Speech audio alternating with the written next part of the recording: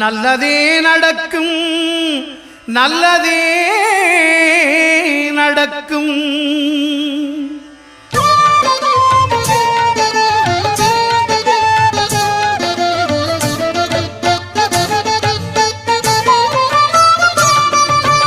ஒன்பது கோளும் ஒன்றாய் காண அங்கு கற்பகம் என்னும் கடவுளின் மெய்யில் ஒன்பது கோளும் ஒன்றாய் காண